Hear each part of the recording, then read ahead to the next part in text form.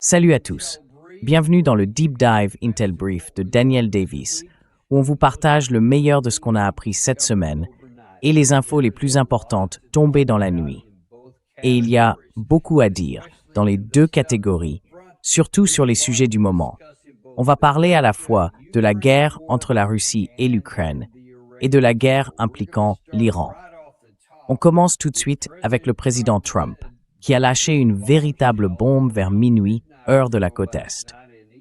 Il a déclaré que 1000 missiles étaient prêts à être lancés, pointés sur la République islamique d'Iran, et que des milliers d'autres suivraient immédiatement si le gouvernement iranien mettait à exécution sa menace, largement relayée à travers le monde, d'assassiner ou de tenter d'assassiner le président en exercice des États-Unis d'Amérique, en l'occurrence lui-même.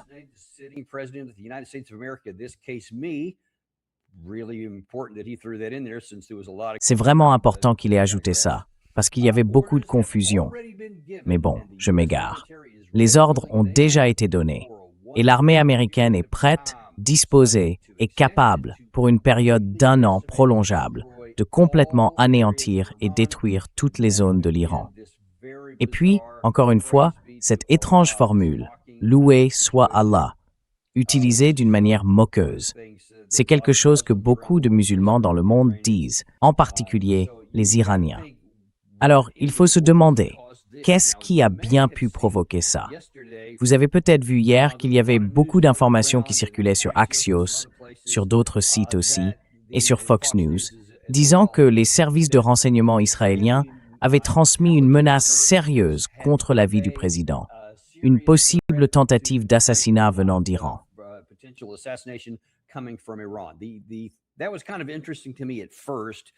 Au début, j'ai trouvé ça plutôt intéressant, parce que d'après les informations, c'était cohérent avec ce qu'on disait, à savoir que le rapport et la revendication n'avaient pas encore été validés ni vérifiés par le renseignement américain. Du coup, ça a tout de suite attiré mon attention. Mon radar à soupçon s'est allumé. Parce qu'on sait bien maintenant que le camp israélien a souvent transmis des informations au président Trump pour lui faire croire toutes sortes de choses. Par exemple, « Allez, faisons la guerre à l'Iran, ça réglera tous nos problèmes. » Et même, « Tiens, encore mieux, assassinons Ali Khamenei, le guide suprême de l'Iran, et ce sera comme au Venezuela. Vous avez arrêté Maduro et vous l'avez mis en prison à New York, mais là, ce serait encore mieux. »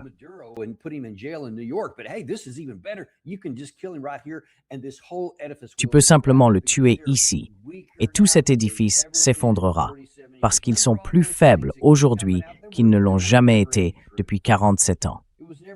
Souviens-toi de toutes ces choses qui sortaient à l'époque. Il n'y avait jamais rien de vrai là-dedans. Jamais.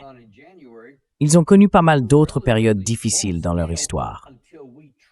Les manifestations qui avaient lieu en janvier étaient plutôt de petite ampleur, jusqu'à ce qu'on essaye de les amplifier sérieusement, en provoquant de manière très ciblée et publique, selon notre secrétaire au Trésor, Scott Bessent, et aussi certaines sources israéliennes, l'effondrement pur et simple de leur économie, de leur rial, de leur monnaie, pour tenter de la détruire, afin de provoquer une hyperinflation et que leur argent ne vaille plus rien. Et en plus, on envoyait des armes.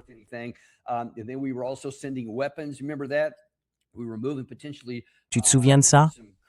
On essayait de déplacer certains Kurdes, ou du moins on a essayé, depuis le nord-est, pour les amener là-bas, pour provoquer toute cette déstabilisation, pour faire passer des armes aux manifestants.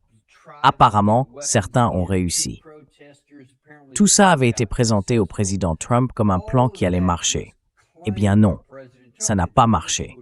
Et il n'était pas si faible que ça. Ils l'ont prouvé de façon très claire. Ils ont géré la situation, et ils n'ont jamais été aussi faibles qu'on le disait. Mais c'est ce qu'on lui avait raconté. Alors maintenant, quand on voit les Israéliens, d'après certains rapports, essayer de convaincre Trump qu'on cherche à l'assassiner, ils savent très bien que ça va le mettre en colère, que ça va le pousser à réagir et que ça rendra plus probable un retour à des opérations militaires.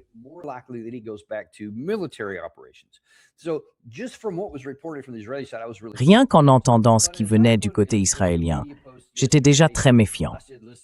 Mais comme je l'ai écrit hier sur les réseaux sociaux, j'ai dit, écoutez, pas besoin des services de renseignement israéliens. Il suffit juste de savoir lire. Parce que pendant toute la procession des funérailles d'Ali Khamenei, qui ont enfin eu lieu, l'endroit était rempli de drapeaux rouges. Il y avait des bannières, des pancartes brandies par la foule, avec des messages du genre « Visez Trump, vengez-vous » et tout ce qui va avec. Il suffisait d'allumer la télé pour voir que les Iraniens étaient hors d'eux. Ils étaient furieux et ils voulaient se venger. Et d'ailleurs, pas besoin d'aller plus loin que leur propre publication, parce que là, c'est tiré directement de l'agence de presse Fars.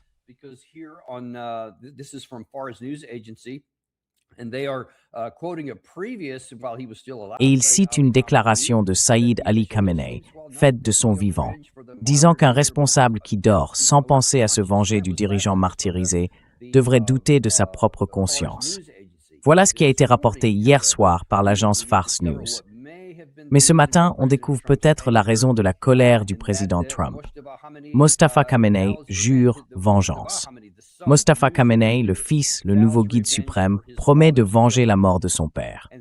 Alors écoutez, je vais vous montrer dans un instant certaines de ces déclarations. Mais avant ça, il faut qu'on s'arrête un moment là, tout de suite, et qu'on se pose la question, pourquoi en est-on arrivé là?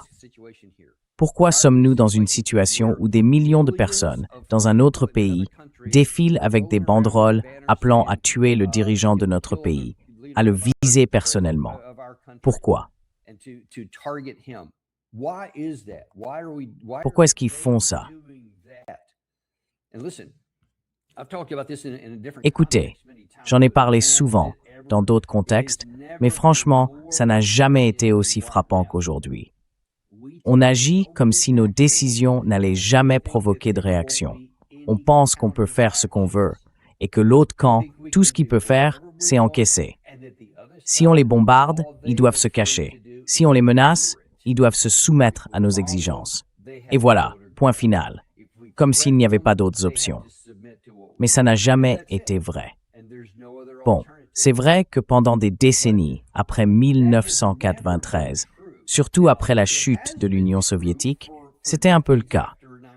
La Chine restait une puissance encore assez faible et le Moyen-Orient était ce qu'il était. À ce moment-là, tout le monde était soumis à la puissance américaine. On régnait d'une main de fer un peu partout, on imposait nos conditions, et c'était comme ça.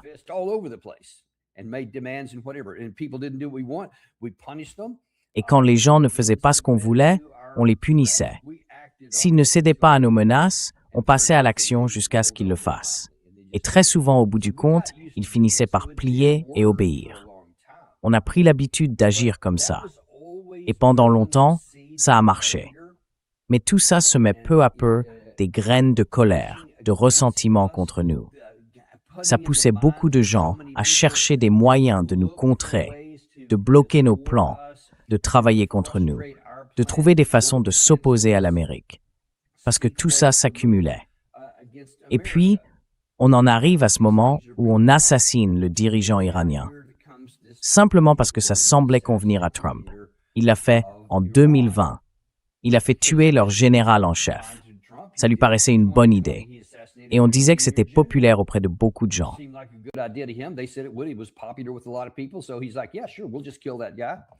Alors il dit « Ouais, bien sûr, on va juste tuer ce type. » Et eux répondent « Eh bien, il y a toutes ces justifications pour le faire.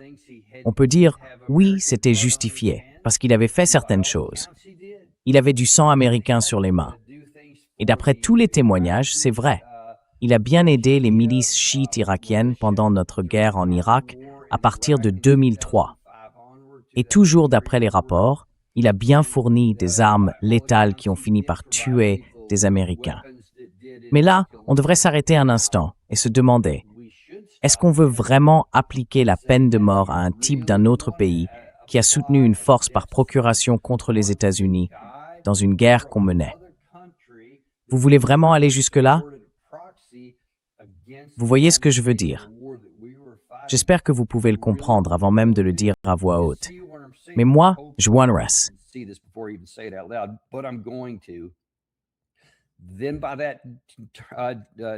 Alors, Selon cette logique, selon cette justification, les généraux américains qui aident l'Ukraine, qui se rendent souvent sur place pour les aider à préparer leur plan de bataille, pour les former à aller tuer des Russes, selon cette même définition, celle qu'on a utilisée pour tuer Soleimani, d'autres pourraient s'en servir pour dire « tuons des Américains ». Vous voyez ce que je veux dire? Évidemment, je suis totalement contre ça, et ça me bouleverse de le constater. Mais ce que j'essaie de faire comprendre, c'est que si on renonce à toute morale, si on tue simplement parce qu'on le peut, sans se soucier des lois de la guerre, ni même de ce qui rend une guerre efficace, encore moins d'une simple rivalité entre États, alors, quand on agit de cette manière, il faut s'attendre, tôt ou tard, à une réponse.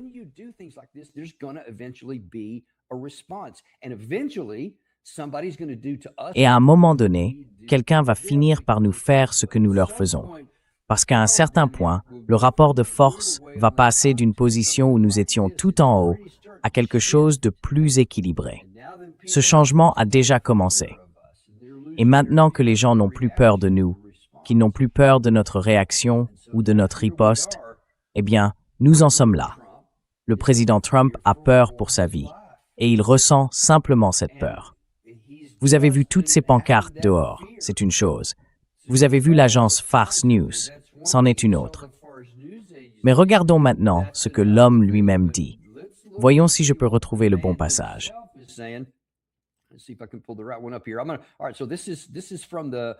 Très bien. Alors, ça vient de... Je vais lire à partir du bas parce qu'il s'agit d'une série de publications sur X provenant du compte de Mojtaba Hamani, l'actuel dirigeant suprême, et le fils de l'ancien dirigeant suprême assassiné. Et d'ailleurs, son propre enfant a été tué dans cette attaque. Vous voyez ce que je veux dire? Je crois que sa femme aussi, si je ne me trompe pas, mais je sais que sa fille a été tuée, ainsi que d'autres membres de sa famille, en plus évidemment de son père, qui a été tué lors de notre opération d'assassinat. Donc on peut facilement comprendre qu'il n'est pas vraiment d'humeur joyeuse. Maintenant, il va faire référence à quelques points dans ses messages.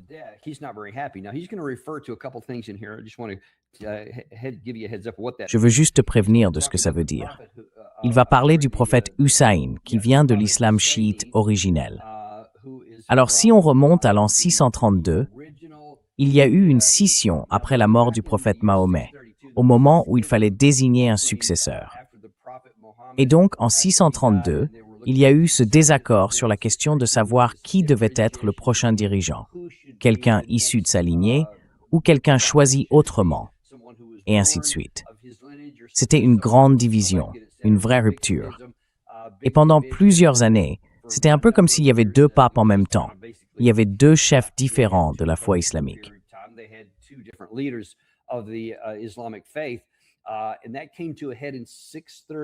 Et tout ça a atteint son point culminant en 680, pardon, pas 630, 680, quand Hussein a voulu agir. L'un des dirigeants venait de mourir et il a dit « Je vais prendre la place qui me revient » parce qu'il était le petit-fils du prophète Mahomet. Il a déclaré « Je vais prendre le pouvoir » et on lui a répondu « Non, en fait, tu vas pas le prendre. Nous, on va descendre là-bas. » Et là, une force beaucoup plus nombreuse a encerclé le petit groupe de partisans de Hussein. On leur a dit « Rendez-vous ou mourrez ». Ils ont refusé de se rendre. Alors ils ont été tués, tous les 70, y compris Hussein. Et cet événement a scellé la division entre l'islam chiite et l'islam sunnite, une division qui perdure encore aujourd'hui.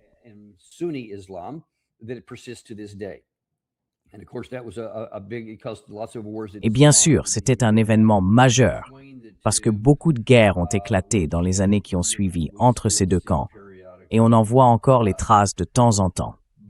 Donc voilà de qui il s'agit.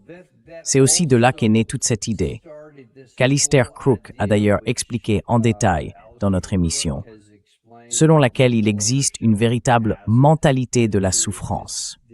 C'est ce qu'ils disent, c'est tout le concept. Les chiites, chaque année, je crois, ont une cérémonie où ils évoquent cette souffrance. C'est quelque chose de profondément ancré en eux.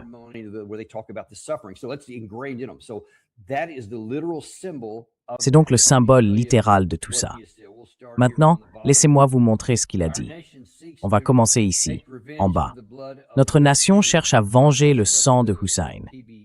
Alors c'est le PBUH, c'est-à-dire « paix soit sur lui ». C'est une formule qu'ils utilisent dans leur discours. Depuis des années, la nation iranienne a sacrifié ses enfants sur le chemin de Hussein, en combattant les ennemis de Hussein et les ennemis de la voix de Hussein. Et aujourd'hui, elle cherche à venger son sang. Je le répète, aujourd'hui, elle cherche à venger son sang, et le sang de ceux qui, à notre époque, sont comme Hussein. À notre dirigeant martyr, il précise, « Ô chef injustement tué, ô serviteur juste de Dieu, nous faisons le serment de préserver ton héritage, de suivre avec constance le droit chemin que tu as tracé, de ne craindre aucune épreuve sur cette route et d'attacher nos cœurs aux promesses divines, comme tu l'as fait. »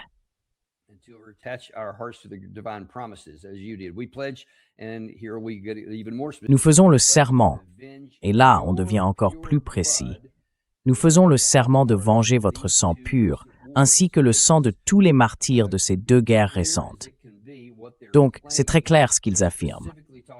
Ils parlent précisément des deux guerres que le président Trump a déclenchées. Ils parlent du sang du guide suprême assassiné et de toutes les personnes tuées pendant ces guerres. Cette vengeance, c'est ce que notre nation réclame, et elle doit absolument être accomplie.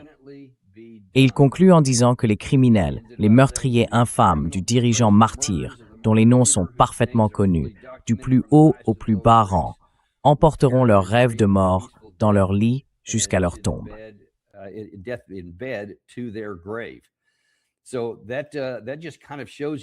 Ça montre à quel point c'est sérieux, surtout que ça a été publié officiellement par le nouveau guide suprême. Donc on peut comprendre, au moins un peu, pourquoi le président Trump est vraiment en colère à ce sujet. Et voilà ce que je pense. À mon avis, ça va rester une sorte d'objectif, simplement parce que du côté iranien, il y a beaucoup de colère et de combativité, comme l'a dit John Mearsheimer hier dans l'émission, et aussi beaucoup de rage, comme nous l'a rapporté Suleiman Ahmed depuis le terrain. Patrick Henningsen, qui était lui aussi sur place à un moment donné, a dit la même chose. Mais en même temps, ce sont des gens très calculés, très patients, historiquement. Et s'ils essayaient de passer à l'action, même maintenant, eh bien, la réponse du président Trump serait immédiate.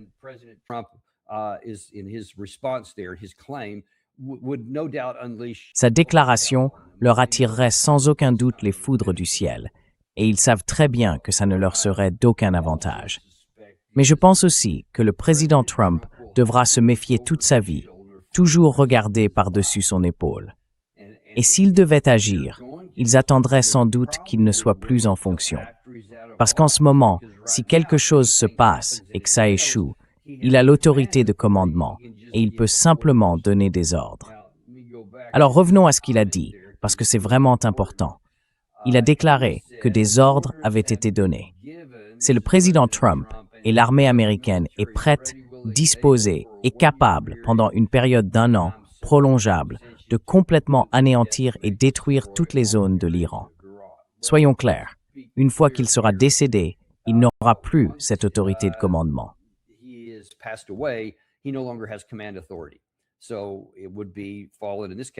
Donc dans ce cas, cela passerait au vice-président, puis au président J.D. Vance, et ce serait à lui de donner ses ordres si cela devait se produire.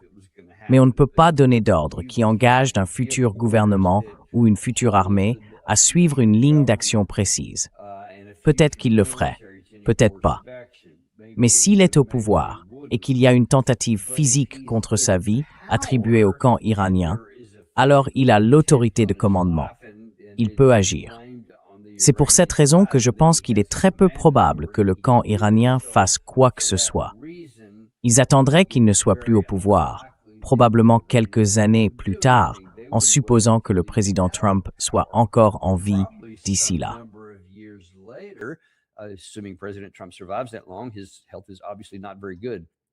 Sa santé n'est clairement pas très bonne. Alors, il pourrait agir à cause de ça. Mais au fond, pour le président Trump désormais, surtout avec ses déclarations ouvertes, pas seulement ce que les Israéliens ont pu dire ou non, pas seulement ce qu'on a vu sur ses banderoles, mais ce que le dirigeant iranien lui-même a dit, Il a une cible dans le dos. Et il va devoir vivre avec cette menace pour le reste de sa vie. C'est pour ça que je n'ai cessé de le répéter. Ne suivez pas cette voie. Ne commencez pas à assassiner des gens simplement parce que vous en avez le pouvoir. Parce qu'aujourd'hui, on en est là. Et ça a toujours été contraire à l'éthique, insensé et immoral, de tuer des gens sans même s'en soucier.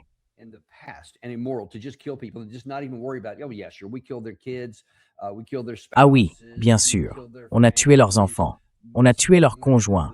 On a tué leurs familles. Des missiles ont traversé les fenêtres d'appartements de certains scientifiques, des civils. On a tout simplement assassiné des gens à droite et à gauche, sans jamais se poser la moindre question. Personne ne s'en est jamais inquiété. Personne n'était préoccupé par ça. Eh bien maintenant, ils s'en inquiètent. Et c'est uniquement à cause de la voie que nous avons choisie. Si nous avions mené une guerre classique, en visant les forces ennemies, en essayant de frapper des cibles militaires et tout le reste pour tenter de gagner une bataille militaire.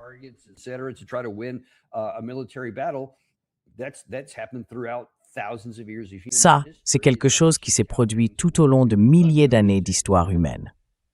C'est comme ça que les choses fonctionnent, et tout le monde le sait. Même les peuples qui ont perdu une guerre ne s'en prennent généralement pas aux dirigeants du pays qui les a vaincus. Leur armée a été battue, point final. Mais maintenant, à cause de ce que le président Trump a fait, il va devoir vivre avec cette inquiétude pour le reste de sa vie. On verra bien comment tout ça évolue, on verra ce qui se passe. Mais c'est une situation préoccupante, parce que si quelque chose devait arriver, si l'Iran, sous le coup de l'émotion, ne prend pas le temps d'attendre et tente quelque chose, qu'il réussisse ou non, on ne sait pas du tout ce qui pourrait en découler.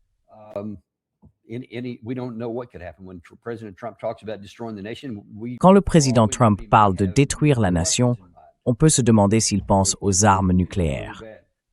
Ce serait vraiment grave. Passons à un autre sujet. On va revenir sur l'Ukraine, sur la guerre en Iran et sur d'autres choses dont certaines personnes nous ont parlé cette semaine. Mais il y a aussi autre chose qui s'est passé. Je crois que c'était dans la nuit ou peut-être même ce matin.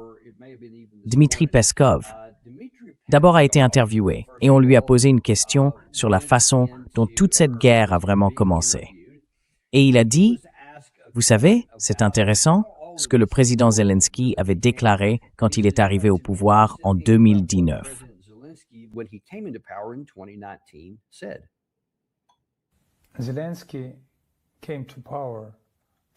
Zelensky est arrivé au pouvoir en promettant à son peuple de mettre fin à la guerre. C'était sa promesse initiale.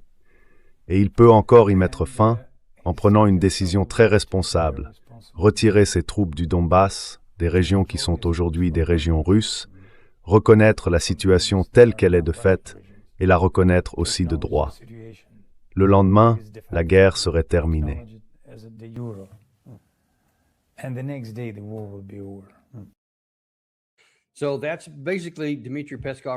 Donc, en gros, Dmitri Peskov répète les conditions de juin 2024 que le président Poutine avait annoncées et présentées.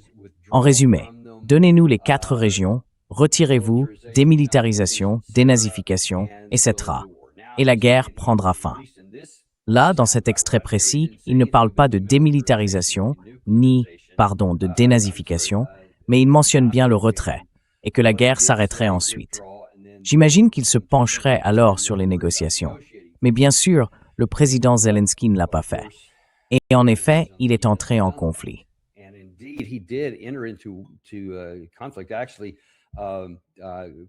En fait, j'ai contacté quelqu'un qui faisait partie de son administration juste avant le début de cette émission pour lui poser la question à quoi ça ressemblait en 2019. Est-ce que c'est juste une histoire racontée par les Russes ou est-ce qu'il avait vraiment fait campagne sur l'idée de mettre fin au conflit avec la Russie, de mettre fin à cette sorte de guerre civile entre l'Est et l'Ouest du pays? Et on m'a répondu que oui, c'est vrai. Il voulait vraiment le faire. Zelensky le voulait. Mais selon cette personne, sa façon de penser était trop émotionnelle, pas assez logique ni rationnelle. Et apparemment, au tout début du processus, Zelensky a cherché à obtenir une rencontre directe avec Vladimir Poutine.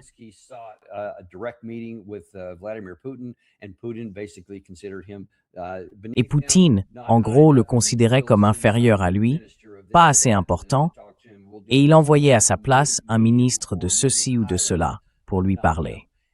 Les échanges se faisaient à un niveau moyen ou moyen supérieur, mais jamais directement avec lui. Apparemment, Zelensky l'a très mal pris et il a commencé à réagir après ça. Et puis on sait aussi qu'il y a beaucoup de choses autour de la brigade Azov et de tous ces gens très nationalistes en Ukraine qui exercent une forte pression.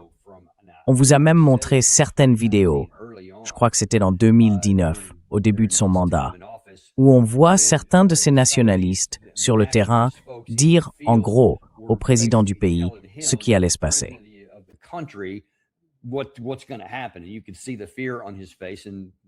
On voyait la peur sur son visage, et apparemment, elle ne l'a jamais quitté. En fin de compte, c'est ce qui nous amène à la situation actuelle. Zelensky reste émotif, il reste irrationnel, il n'arrive toujours pas à tirer des conclusions logiques et cohérentes. Et son pays en a payé le prix, un prix énorme, colossal, depuis 2019, sans interruption, jusqu'en 2021, puis pendant toute la période de 2022, quand la guerre a commencé. Il avait une occasion de régler la question, d'écouter des gens comme Boris Johnson et d'autres. On a souvent tendance à blâmer Boris Johnson et Joe Biden, qui ont clairement eu de l'influence.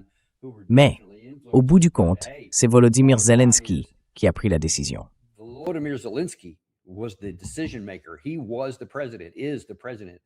Il était le président, il est le président de l'Ukraine, et toute cette responsabilité repose sur ses épaules. Il peut l'écouter ou ne pas l'écouter, c'est sa décision.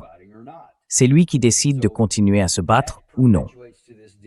Et ça se poursuit encore aujourd'hui. Alors, ça ne veut pas dire qu'il n'y a pas beaucoup d'autres responsables dans cette histoire. J'ai parlé de Joe Biden, j'ai parlé de Boris Johnson, d'anciens dirigeants de leur pays. Eh bien, écoutez, je vais vous montrer quelque chose d'hier. Quand je l'ai vu pour la première fois, je me suis dit, attendez, non, ça date d'il y a 2 ou 3 ans, venant d'un certain sénateur américain que vous allez voir ici. Mais non, en fait, c'était bien d'hier.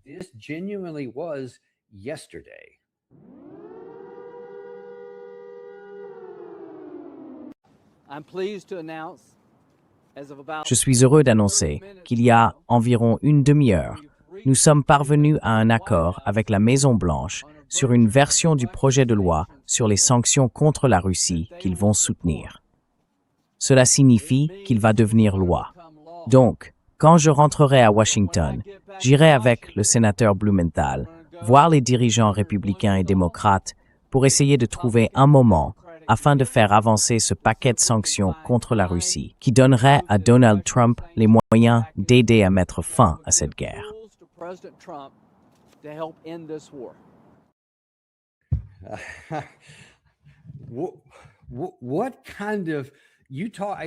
Alors, si je dis que Volodymyr Zelensky agit sous le coup de l'émotion plutôt que de la logique rationnelle, quel superlatif je peux bien utiliser pour un sénateur américain qui veut regarder la caméra droit dans les yeux et affirmer avec conviction « Hey, ce nouveau paquet de sanctions va marcher ». Je sais qu'il y en a eu 20, enfin je crois 22, de la part de l'Union européenne depuis le début de cette guerre, sans compter toutes celles que nous avons imposées nous-mêmes. Il y en a eu d'autres encore, plus récemment. Mais non, cette fois, même si toutes les précédentes ont échoué, même si la Russie est devenue pratiquement insensible à nos sanctions parce qu'elle a réorganisé son économie, repensé sa logistique, ses chaînes d'approvisionnement, ses clients, bref, tout son système, même si elle a tout restructuré après les 22 premiers cycles. Eh bien non, cette fois, ça va marcher. Et c'est ça qui, paraît-il, va mettre fin à la guerre.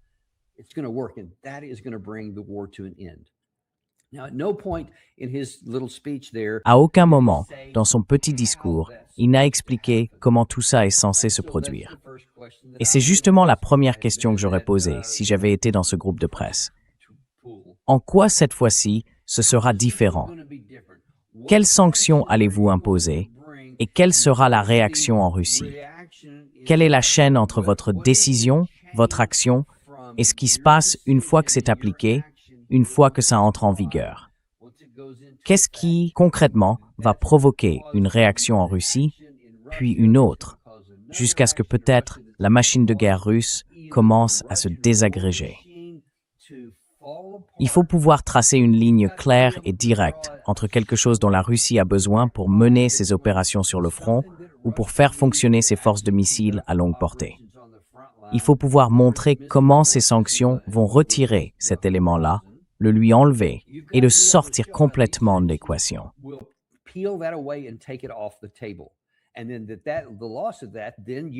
Et puis, si on pousse ce raisonnement plus loin, on peut remonter jusqu'à la ligne de front et dire, à ce moment-là, la machine de guerre russe va tomber en panne sèche, manquer de carburant, de munitions, de drones, peu importe. À vous de compléter, monsieur le sénateur. Qu'est-ce que ce sera? Mais il ne le fait pas, parce que ça n'existe pas. Parce que les Russes, après toutes les vagues de sanctions précédentes, dont certaines, au début, ont effectivement eu des effets directs et des dégâts concrets, eh bien, ils ont réagi. Comme tout être humain, dans l'histoire ou dans la vie de tous les jours, quand on agit, il y a une réaction. Si vous essayez d'entraver quelqu'un, il va forcément trouver un moyen de contourner l'obstacle.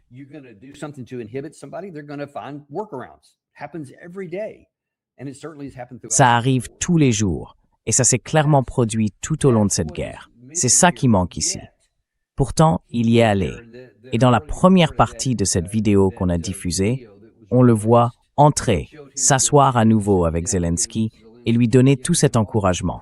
Il ne cesse de le pousser, de lui dire non, continue, fais comme ça va être formidable, on va enfin gagner. Maintenant, si je ne vous montrais que cette vidéo, vous comprendriez ce qui ne va pas avec cet homme étrange, parce qu'il ne mérite pas d'être sénateur des États-Unis. Il n'est pas digne de ce titre.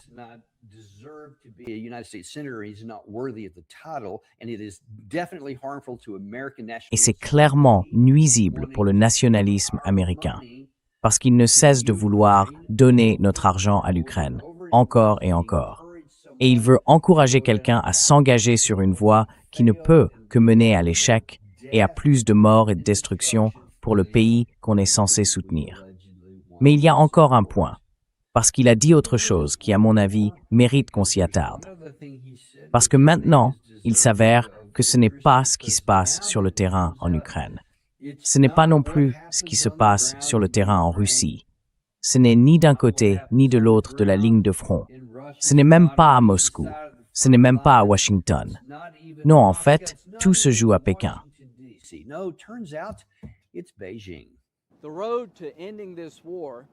Le chemin pour mettre fin à cette guerre, le chemin vers la paix, passe aujourd'hui davantage par Pékin que par Washington, Kiev ou Moscou.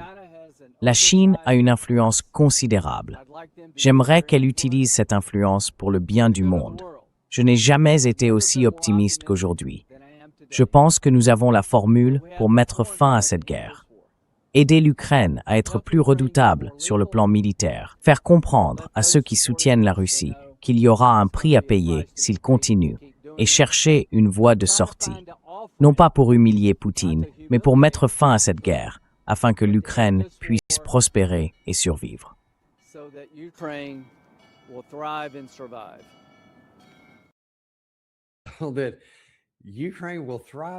L'Ukraine va prospérer et survivre. Il n'a jamais été aussi optimiste. Mais franchement, quel genre d'esprit tordu faut-il avoir pour prononcer ces mots après 4 ans et demi de guerre, alors que, selon certaines estimations, jusqu'à 2 millions d'hommes ukrainiens ont été tués ou blessés. Quel que soit le chiffre réel, évidemment, les Russes avancent un nombre, les Ukrainiens un autre. Moi, je n'en sais rien. Je n'ai aucun moyen de le savoir. Mais ce que je peux dire avec certitude, c'est qu'il suffit de voir le nombre impressionnant de cimetières ukrainiens. Vous les avez vus, ces champs entiers de tombes partout dans le pays. Alors, quel que soit le vrai chiffre, allez compter les drapeaux ou les pierres tombales, si vous voulez.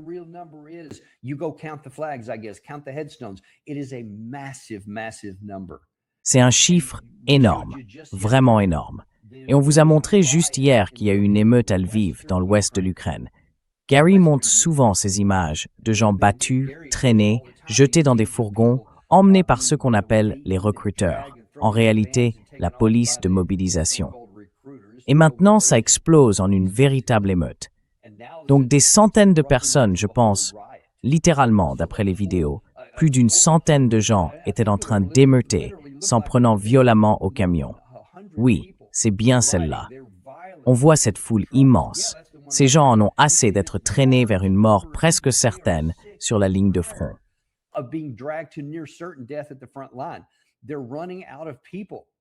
Ils n'ont plus assez de monde. Et pourtant, face à ce que vous voyez à l'écran, certains veulent dire « Je n'ai jamais été aussi optimiste quant à une issue positive ». Franchement, il n'y a absolument aucun fondement pour dire ça. C'est une honte. C'est terrible ce qu'on fait subir au peuple ukrainien de les avoir mis dans une telle situation. Je pense que Volodymyr Zelensky, s'il n'a pas complètement perdu la raison, a été psychologiquement tellement abîmé par toute la pression qu'il subit depuis le début qu'il n'arrive plus à penser de façon rationnelle. Et donc, il ne le fera pas. Il ne va pas saisir la sortie de crise, alors qu'on lui en a proposé un grand nombre.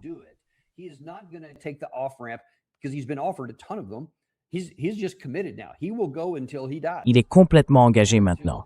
Il ira jusqu'à sa mort, ou jusqu'à ce que la guerre soit enfin gagnée et que la Russie entre dans Kiev. Je n'en sais rien. Même si ça prend des années, il n'est plus capable de prendre une décision rationnelle. Et puis, vous avez des gens comme Lindsey Graham, le sénateur Blumenthal, qu'il mentionne dans ce discours, le président Trump, Marco Rubio. Tous ces hommes, ensemble, facilitent ce que vous venez de voir à l'écran, la mort de l'Ukraine. Nous facilitons la mort de l'Ukraine, en tant que peuple, en tant que pays, ces villes, tout ça. Vous pouvez blâmer la Russie, pas de problème. Ce sont eux, en fin de compte, qui mènent ces opérations.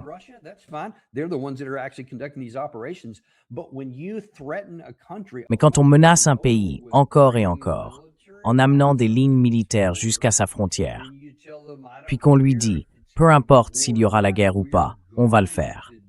Eh bien, quand ça finit par arriver, on passe 4 ans et demi à fournir toutes les munitions, tous les renseignements, toutes les données de ciblage. Et maintenant, des missiles à plus longue portée et encore plus de capacité.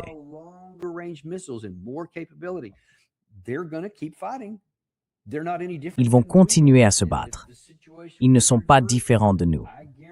Et si la situation était inversée, je vous garantis que si j'étais président des États-Unis et que je me retrouvais de l'autre côté, avec 1 ou 50 nations liguées contre moi, utilisant l'une d'elles comme un instrument pour me frapper, je ferai tout ce que je peux pour gagner cette guerre. Et tant que ça durerait, je proposerais des issues, des portes de sortie. S'ils les acceptaient, la guerre prendrait fin. Mais s'ils ne le faisaient pas, je continuerais, parce que c'est dans la nature humaine. C'est ce que nous ferions. C'est ce que font les Russes. Alors, faire à la Russie ce que nous ne tolérerions jamais qu'on nous fasse, et s'attendre à un résultat différent, c'est presque de la folie. Et au final, qui paie la facture pour tout ça? À mon avis, c'est Lindsey Graham.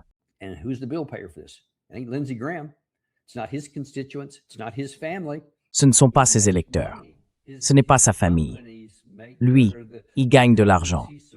Ses entreprises gagnent de l'argent. Les entreprises qu'il soutient gagnent de l'argent. Et beaucoup de gens qui financent ses campagnes en gagnent aussi. Parce que toutes ces affaires, tous ces contrats qui se signent, le dernier en date, celui que le président Trump vient d'autoriser, un intercepteur de missiles PAC-3. Il a dit « Oui, allez-y, vous pouvez commencer ». Et comme je vous l'ai déjà expliqué, ça prendra plusieurs années, peut-être jusqu'à 5 ans, avant que ça se concrétise vraiment. Mais bon, peu importe. Tant que la guerre continue et que l'argent circule, il y aura beaucoup de gens contents de cette situation. Sauf, bien sûr, le peuple ukrainien, comme vous le voyez à l'écran, parce qu'eux, ils vont juste mourir. Ils vont continuer à mourir, de plus en plus nombreux, et ça n'en finira jamais.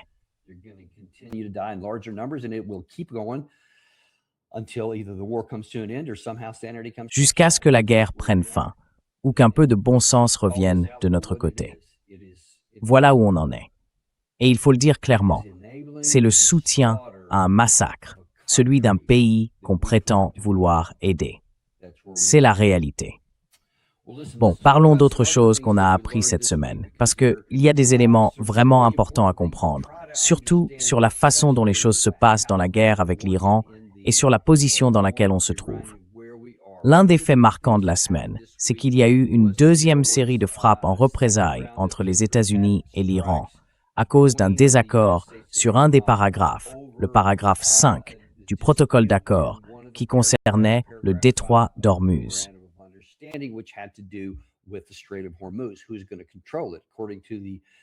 Qui va le contrôler? D'après les termes de l'accord, qui étaient plutôt vagues sur à peu près tout, il était dit que la partie iranienne avait le contrôle administratif pour décider de la manière dont le détroit serait ouvert. Et ça s'arrêtait là. Il n'était pas question d'un couloir nord ou d'un couloir sud, ni de savoir si on pouvait ou non utiliser la force militaire pour le faire respecter. Rien de tout ça. Juste que Iran en avait le contrôle. Eh bien, ça ne nous a pas plu. Alors, on a dit d'accord, on va aussi faire quelque chose du côté omanais. On va créer notre propre couloir au sud. Et la partie iranienne a répondu, non, vous n'allez pas faire ça. Mais on l'a fait quand même. On a continué à le maintenir et finalement, ils ont tiré. D'après l'interprétation iranienne, ils en avaient le droit. D'après la nôtre, non. Et c'est là que les échanges violents ont commencé, d'un côté comme de l'autre. Cette semaine, on a reçu Patrick Henningsen pour nous aider à comprendre exactement comment tout ça s'est produit.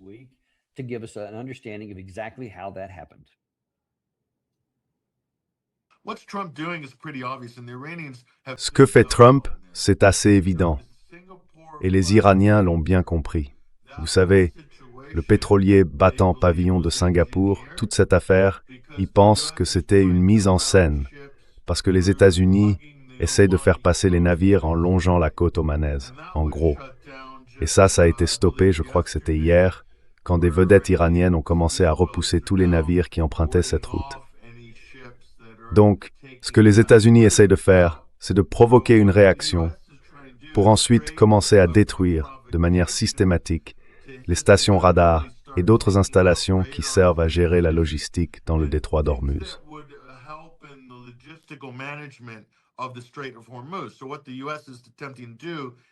Ce que les États-Unis essaient de faire en réalité, c'est de modifier la situation sur le terrain pour qu'Iran ne puisse pas exercer de contrôle administratif et logistique sur le détroit. Parce que la gestion physique du détroit, c'est de loin le plus grand levier de pression de l'Iran dans toute cette affaire. Et les États-Unis pensent qu'ils peuvent, petit à petit, de manière graduelle, affaiblir ce levier, encore une fois, en changeant les faits sur le terrain, en déplaçant les lignes, en modifiant les termes des négociations en cours. Ils savent très bien que c'est une stratégie américaine. Tout le monde en parle ici. Et la subtilité du débat politique ici est bien plus avancée que ce que vous avez en ce moment aux États-Unis.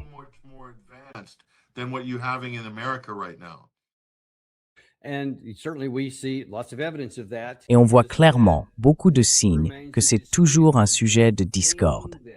Et il y a un point qu'il faut vraiment bien comprendre. Pendant les 40 premiers jours de cette guerre, 40 jours et 49 nuits, c'était essentiellement une campagne de bombardement. On a essayé de forcer la partie iranienne à se plier à nos exigences. Ça n'a pas marché. Alors on s'est dit, bon, essayons un blocus. On aura une sorte de cessez-le-feu. Mais ça non plus, ça n'a pas fonctionné. Et je ne voulais pas continuer à utiliser tous mes missiles. Donc on a mis en place un blocus naval, en se disant que ça mettrait assez de pression et de douleur sur la partie iranienne, en bloquant la vente de leur pétrole, l'entrée de produits étrangers et la sortie de leurs autres marchandises.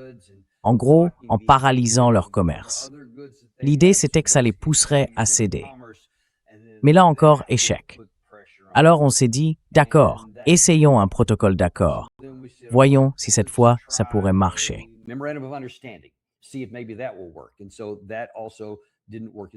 Et donc, ça non plus, ça n'a pas vraiment marché. La raison pour laquelle rien de tout ça n'a fonctionné, ou du moins ce qu'ils ont tous échoué à faire, c'est de retirer à l'Iran le contrôle du détroit d'Ormuz. C'est là qu'on en est. C'est pour ça que la première phase a échoué, la deuxième aussi, et que la troisième est en train d'échouer. Parce qu'on n'arrive pas à reprendre le détroit d'Ormuz, tout simplement parce qu'ils ont tellement de moyens d'en garder le contrôle. Ce n'est pas comme, vous vous souvenez, plus tard cette semaine, on va encore parler de cette idée. Tiens, et si on allait prendre l'île de Karg? Je crois que c'est le général Wes Clark, jeudi, qui va dire « Oui, allons prendre l'île de Karg, gardons-la en otage et ça réglera le problème. » Et peut-être qu'on fera aussi quelque chose dans le détroit d'Ormuz, du côté de l'île de Keshm, ce genre de choses. Et là, on se dit, mais vous ne comprenez vraiment pas comment tout ça fonctionne.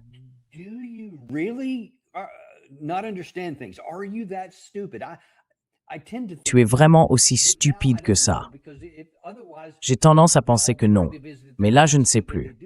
Parce que sinon, l'autre possibilité, c'est qu'ils ne sont pas stupides. Ils savent très bien que ce n'est qu'une des quelques façons, ou plutôt une des nombreuses façons, dont les Iraniens peuvent contrôler le détroit. Alors pourquoi défendre une option qui ferait courir un risque énorme aux troupes américaines, un risque vraiment énorme, sans résoudre le problème du tout? Disons qu'il y a quoi, 5 ou 6 moyens pour l'Iran de contrôler le détroit d'Ormuz. Et il faut se rappeler que le seuil pour le contrôler est très bas. Il leur suffit de frapper un navire commercial dans le détroit quand il ne fait pas ce qu'ils exigent. Ils peuvent le faire avec des drones. Ils peuvent le faire avec des sous-marins. Ils peuvent le faire avec ces torpilles sous-marines dont ils affirment disposer.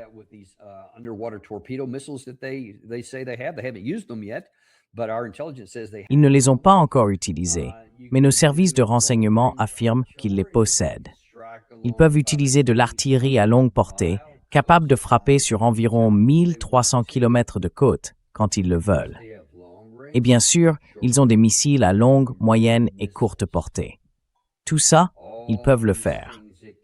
Et ces missiles sont produits dans des usines et des villes souterraines, une trentaine réparties sur tout le territoire. Donc même si on éliminait ceux qu'ils ont ici, et d'ailleurs, je n'ai même pas parlé des vedettes rapides. Pardon, j'avais oublié ça aussi.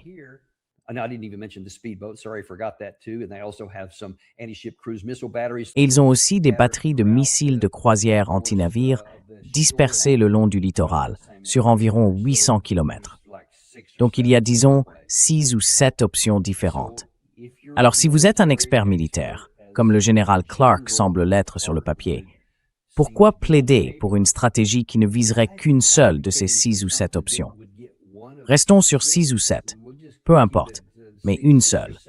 Et les plus importantes, ce sont ces villes de missiles et de drones répartis dans tout le pays, capables de frapper depuis n'importe où. Pourquoi défendre une telle approche? Je ne sais pas. Mais c'est comme ça. C'est ce qu'on fait, c'est ce qu'ils disent. Keith Kellogg, bien sûr, le général Kellogg, lui aussi, il a défendu cette idée la semaine dernière.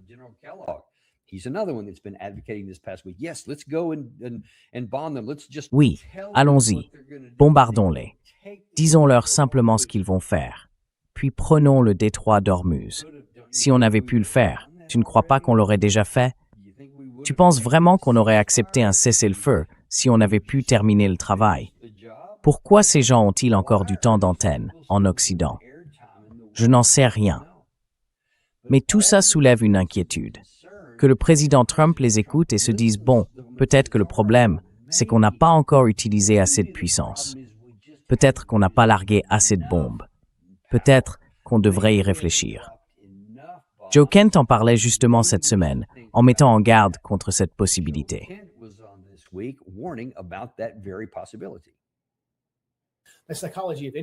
La psychologie de n'importe quel dirigeant, c'est qu'il ne veut pas admettre, genre, oui, je me suis pris un coup, j'ai saigné du nez et j'ai dû battre en retraite. Du coup, on reste coincé dans ce cycle.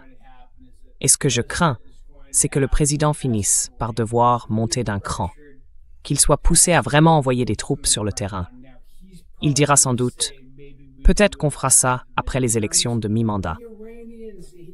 Les Iraniens, eux, l'ont entendu dire ça publiquement. Donc ils vont continuer à le pousser, à le forcer à agir militairement plus tôt que prévu, pour que ça se fasse selon leur calendrier, pas le sien. Mais plus on laisse traîner cette situation, plus c'est risqué.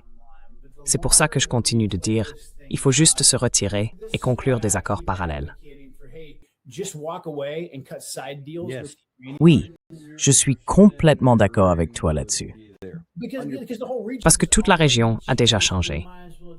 Autant l'accepter et négocier le meilleur accord possible selon les nouvelles règles du nouvel ordre au Moyen-Orient, plutôt que d'essayer d'imposer l'ancien ordre.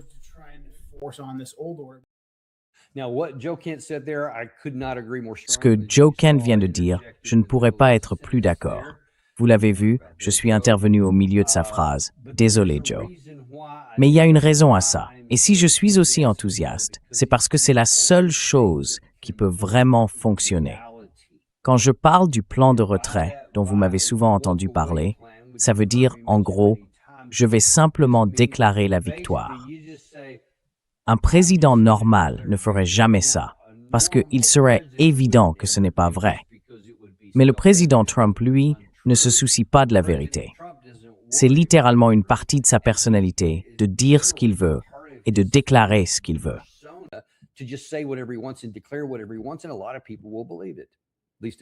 Et beaucoup de gens vont le croire, au moins ses partisans. Donc lui, il peut faire ça, alors que personne d'autre ne le pourrait.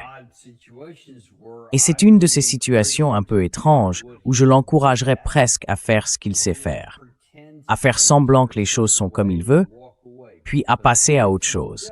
Parce que s'il le fait, il n'a pas à se soucier du protocole d'accord. Il n'a pas à se demander ce qu'il y a dans le paragraphe 5 ou dans le paragraphe 1, dont on n'a même pas encore parlé, celui sur le Liban. Et ça, à lui seul, ça pourrait faire tout un autre débat, parce qu'Israël ne va pas se retirer. Ils l'ont dit, ils ne vont pas se retirer. Du côté iranien, on a dit que si vous ne vous retirez pas, il ne se passera rien. Et puis, il faut aussi se préoccuper de ces sanctions, non?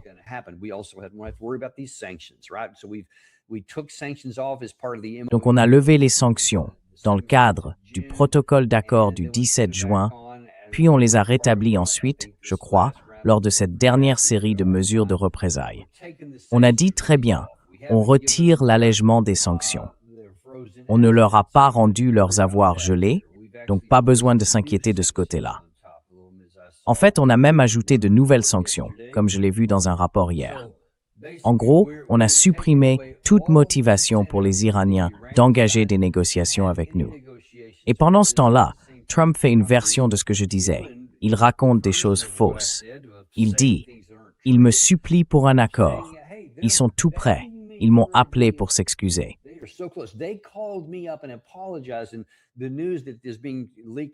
Et les informations qui fuitent depuis la Maison-Blanche venant de responsables anonymes disent que ce sont les Iraniens qui ont appelé. Ils auraient dit « Oh, on a fait une erreur. On s'est trompé. Est-ce qu'on peut parler? Est-ce qu'on peut se voir la semaine prochaine? On s'excuse. » Et bien sûr, vous pouvez passer par le détroit d'Ormuz. Il n'y aura pas de frais, pas d'interférence. Vous pouvez aller où vous voulez. C'est ce que rapportent les États-Unis. Moi, je crains que ce soit de la désinformation volontaire, une tromperie. Pas contre l'Iran, eux, ils connaissent la vérité, mais contre nous, contre le peuple américain. Ce genre de choses, j'ai peur que ce soit des Américains qui les diffusent pour tromper d'autres Américains, juste pour qu'on puisse dire « Regardez, on avait un accord. »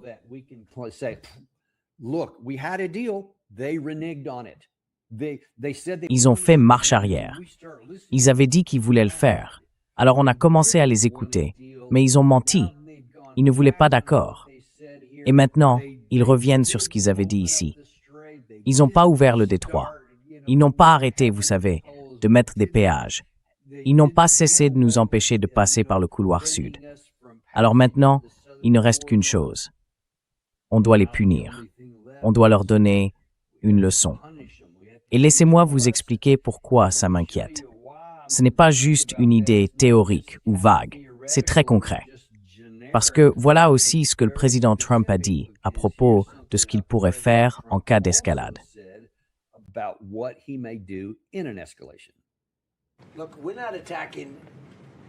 Écoutez, on n'attaque pas au plus haut niveau. Le plus haut niveau, ce sont les ponts qu'on peut faire tomber. Franchement, en une journée, on pourrait détruire tous les ponts d'Iran. Ils ne pourraient rien y faire. Leurs installations électriques, vous voyez? Leurs centrales où ils produisent leur électricité, si on doit le faire, on les détruira. Je ne veux pas le faire, mais si c'est nécessaire, on le fera. Ils ont aussi des usines de dessalement. Si on doit les frapper, on le fera. Je déteste cette idée. C'est probablement celle que je préférerais éviter, au moins celle-là. On a attaqué l'île de Karg la nuit dernière. On a détruit une partie. J'ai dit, ne touchez pas au pétrole, parce qu'on pourrait bien prendre le contrôle de l'île de Karg. On pourrait la prendre, oui, et ils ne pourraient rien y faire.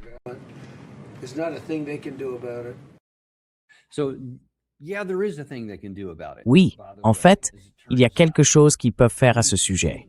On l'a vu, ils l'ont prouvé. Ils ont des drones à longue portée, des missiles à longue portée, à moyenne portée et à courte portée. Et tous peuvent percer nos défenses aériennes. Donc oui, ils peuvent agir et ils peuvent frapper très fort s'ils le décident.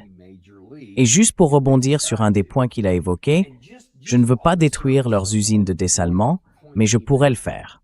Je pourrais faire sauter tous leurs ponts.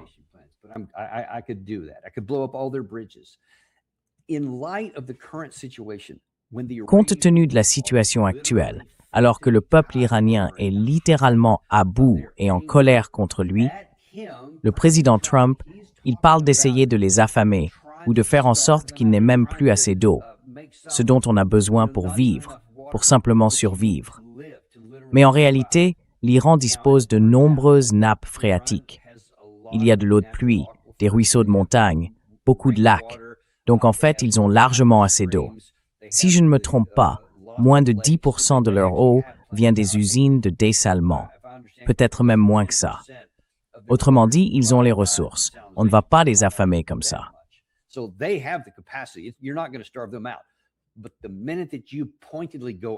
Mais à partir du moment où vous attaquez délibérément ces usines de dessalement, et il y en a quelques-unes, alors là, ils vont sortir leurs missiles à longue portée, à moyenne portée, leurs drones de toutes sortes, et ils vont frapper les mêmes cibles du côté du Golfe, peut-être même du côté israélien.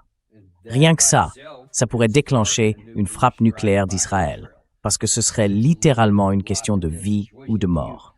Si vous détruisez toutes les usines de dessalement, ce serait un travail titanesque d'acheminer de l'eau par camion, par avion, peu importe, juste pour maintenir la population en vie, le temps de réparer tout ça. Ce serait une menace existentielle, au sens propre, pour Israël, et ce serait pareil pour les pays du Golfe. Et personne ne sait vraiment comment il réagirait. Il pourrait se lancer dans une guerre totale, et là, on pourrait basculer dans une catastrophe.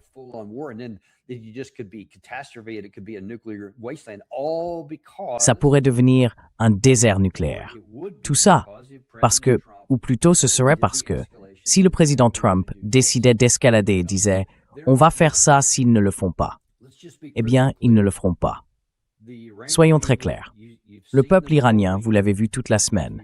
Vous avez entendu certains journalistes qu'on a pu joindre sur place et qui leur ont parlé. Vous pouvez le voir de vos propres yeux.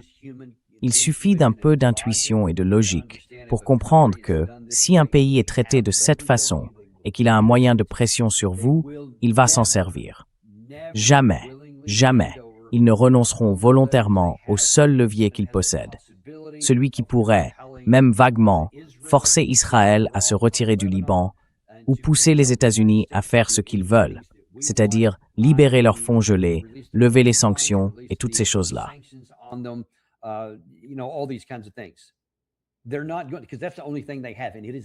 Parce que c'est la seule chose qu'ils ont. Et c'est une arme puissante, vraiment. Et souvenez-vous, n'oubliez pas non plus que vers la fin de la semaine dernière, la partie iranienne a déclaré que si on ripostait, non seulement ils frapperaient les cibles que je viens de mentionner, mais qu'ils travaillaient aussi avec Ansar al-Islam, les Houthis, qui pourraient bloquer la mer Rouge et fermer le détroit de Bab el-Mandeb. Ils pourraient même attaquer les oléoducs et gazoducs saoudiens, ceux qui traversent le pays, ce qui pourrait rendre impossible le passage par le canal de Suez. Et ça, ce serait une véritable catastrophe pour l'environnement mondial. une catastrophe totale. Est-ce vraiment cette voie qu'on veut suivre? Où est la logique? Où est la logique de vouloir escalader, de monter d'un cran en pensant que ça aiderait? Non, ça n'aiderait pas. Certainement pas.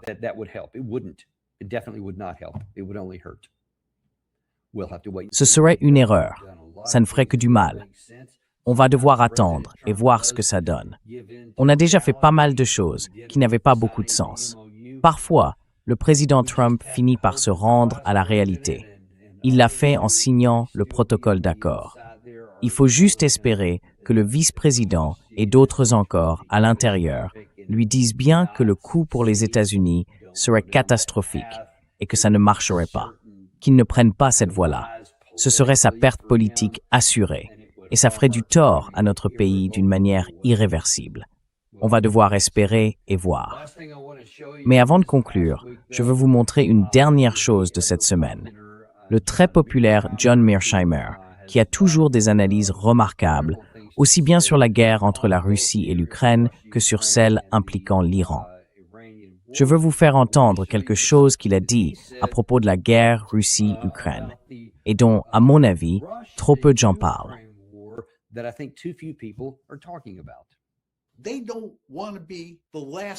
Ils ne veulent pas être la dernière personne à mourir pour une cause perdue. Cet état d'esprit, il s'installe vraiment. Et je pense qu'il ne fait aucun doute qu'il y a ici une énorme campagne de propagande qui cherche à contrer l'idée que l'Ukraine va perdre cette guerre. Mais je crois que de plus en plus d'Ukrainiens comprennent que ce n'est pas le cas, que c'est une guerre perdue. Et si c'est une guerre perdue et que vous êtes un citoyen ukrainien ordinaire, âgé de 21 ou 25 ans, et qu'on vient vous chercher pour vous mettre en uniforme et vous envoyer sur la ligne de front, vous n'aurez pas envie d'y aller. C'est une situation très différente de celle de l'offensive du 4 juin 2023 contre les Russes, où les Ukrainiens étaient pleins d'énergie et de détermination, persuadés qu'ils allaient percer les lignes russes et atteindre la mer d'Azov. À ce moment-là, on pouvait encore trouver des volontaires. Mais si on regarde ce qui se passe aujourd'hui, c'est comparable à ce qui s'est produit au Vietnam en 1969 et certainement en 70, 71. Nous avions alors d'énormes problèmes avec nos soldats.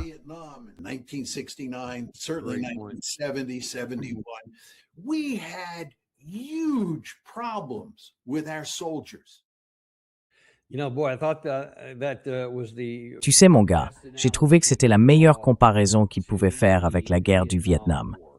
Et pendant l'émission, d'ailleurs, je te conseille vraiment d'aller la regarder, celle qu'on a faite avec lui vendredi, il y avait des parallèles très forts. Et ce n'était pas seulement avec nous. C'était pareil pour les Russes, les Soviétiques en Afghanistan. Je veux dire, des gens dans plein de pays différents, dans plein de guerres à travers les siècles. Quand tu mènes un combat qui ne fonctionne pas, eh bien, au début, presque à chaque fois, tu as ce réflexe de se rassembler autour du drapeau, que ce soit nous à Pearl Harbor, ou avec le Souvenez-vous du Maine, Souvenez-vous de l'Alamo. Tu vois ce que je veux dire.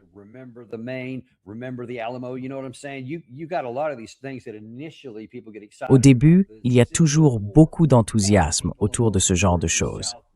Pendant la guerre de sécession, par exemple, les gens du Nord comme du Sud se sont ralliés à leur cause, ils se sont engagés en masse, pleins d'ardeur, jusqu'à ce qu'ils comprennent qu'un camp n'allait pas gagner ou que l'autre allait clairement perdre. Et là, d'un coup, tout cet élan, toute cette émotion retombe, parce qu'on ne voit plus que le nombre de morts. Et aujourd'hui, c'est un peu la même chose avec la situation en Ukraine. Tout ce que les gens voient, c'est des soldats qui se font massacrer sur le front. Ils voient des gens qu'on force à monter dans des fourgons. Il y a ces émeutes qu'on aperçoit à Lviv.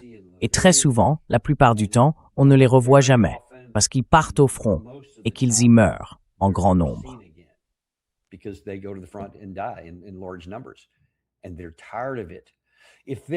Et ils en ont assez. C'était bien le cas. Et c'est pour ça qu'il a précisé cette période de 2023.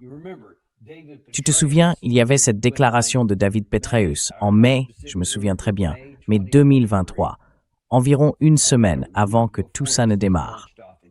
Il avait dit, très sûr de lui, sur la BBC, « Vous savez quoi? Ils maîtrisent les opérations interarmes. C'est nous qui leur avons tout appris.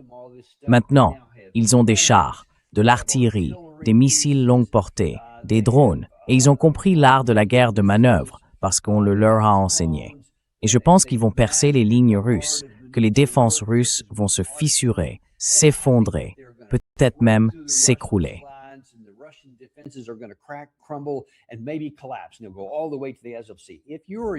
Ils iront jusqu'au SLC.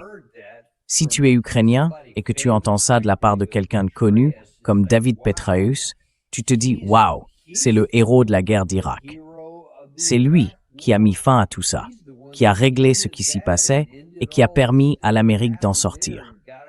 Donc forcément, il doit savoir de quoi il parle. On en reparlera un autre jour, mais la période de 2005 à 2007 en Irak, ce n'était pas du tout ce que c'était censé être. Pourtant, c'est ce que les gens pensaient, et c'est ce qu'ils disaient. C'était sur la BBC. Alors on comprend que des gens continuaient à s'engager à ce moment-là, parce qu'ils se disaient, « Oui, tu sais quoi?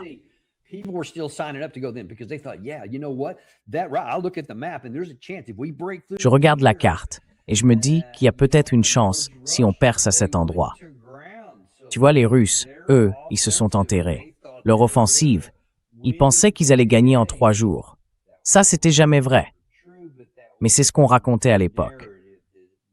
En réalité, c'était le chef d'état-major américain qui pensait que les Russes gagneraient en 3 jours. Et il l'a même dit publiquement avant la guerre. Ce n'étaient pas les Russes qui disaient ça. Mais bon, c'était la croyance du moment. Oui, donc les Russes pensaient qu'ils allaient gagner. Ils n'ont pas gagné.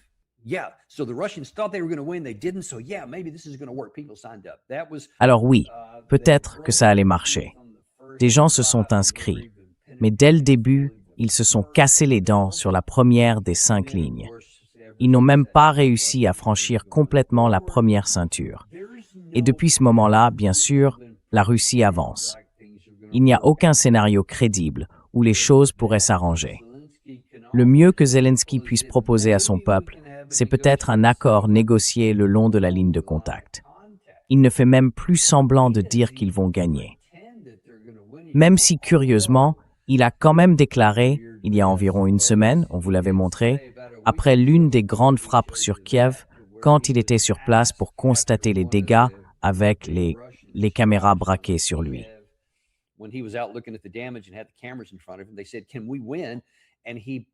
Ils lui ont demandé « Est-ce qu'on peut gagner ?» Et il a hésité pendant un long moment. Il n'a rien dit, vraiment rien, pendant un bon bout de temps. Il est juste resté là, les yeux levés, comme s'il réfléchissait à ce qu'il allait répondre. Puis il a dit « La Russie va perdre. » Et oui, on peut en quelque sorte gagner. Mais avec une réserve pareille, c'est le mieux qu'il puisse dire pour l'instant. Personne ne va mourir pour ça. Personne ne va dire « D'accord, prenez mon fils, envoyez-le au front. » Ou « Voilà mon mari, envoyez-le au front. » Ou encore « Voilà mon frère, allez, jetez-le là-dedans. » Parce que Zelensky dit que peut-être ils vont perdre.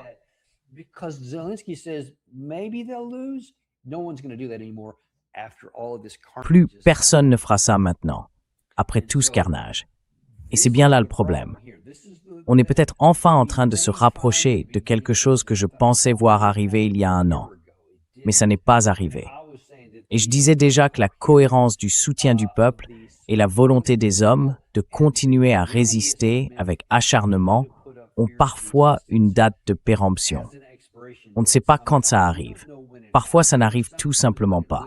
Comme avec les nazis pendant la Seconde Guerre mondiale. Eux, ils n'ont littéralement jamais abandonné jusqu'à ce que Berlin tombe, rue par rue.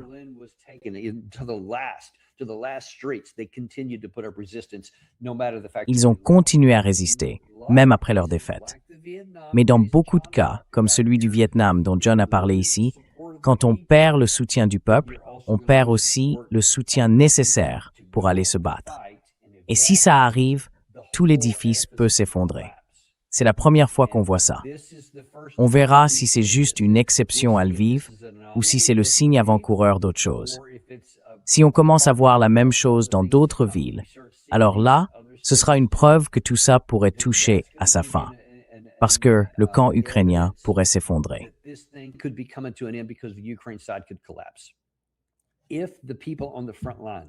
Si les gens en première ligne voient que, derrière eux, la population se met à émeuter pour empêcher d'autres de venir les aider, alors qu'ils savent déjà qu'il manque de monde, ça va encore plus les affaiblir. Et à ce moment-là, les gens vont finir par admettre que c'est une cause perdue. Rappelez-vous, pendant la Première Guerre mondiale, les Russes ne se sont pas rebellés contre leur armée avant d'avoir perdu 5 millions d'hommes. Pourtant, ils avaient un commandement désastreux. On les envoyait accomplir des missions impossibles et on leur donnait des ordres absurdes d'attaquer, qui ne faisaient qu'entraîner des pertes énormes. Je crois que, dans une bataille en particulier, ils ont perdu 250 000 hommes, et malgré ça, ils ont continué à se battre. Mais à la fin, ça les a épuisés.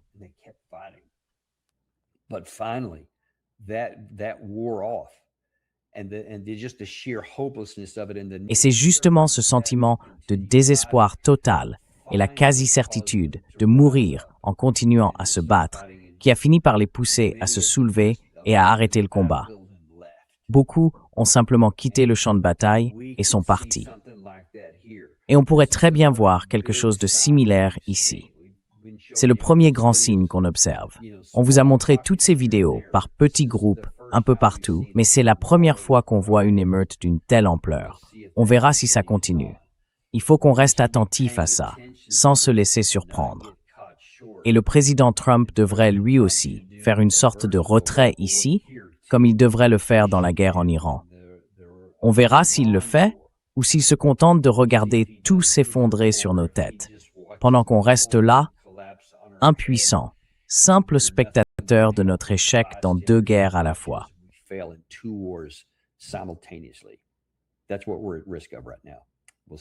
C'est exactement le risque qu'on court en ce moment. On verra bien comment tout ça évolue. Vous pouvez compter sur The Danielle Davis Deep Dive. On n'a peur de rien, on ne fait aucun compromis et on est là pour vous dire la vérité, quelle qu'elle soit, pour que vous sachiez vraiment ce qui se passe autour de vous et que vous puissiez y voir clair. Et on va continuer à le faire pour vous. Merci beaucoup à tous et on se retrouve soit plus tard ce week-end s'il se passe quelque chose, sinon lundi matin. On reprendra à fond. À très vite. The Danielle Davis Deep Dive. Vous savez qu'on n'a pas de sponsor parce qu'on déteste vous bombarder de pubs. Moi, je n'aime pas ça. Alors, montrez un peu de soutien, abonnez-vous, mettez un like et partagez ça avec quelqu'un qui compte pour vous. Like and send this to somebody you care about.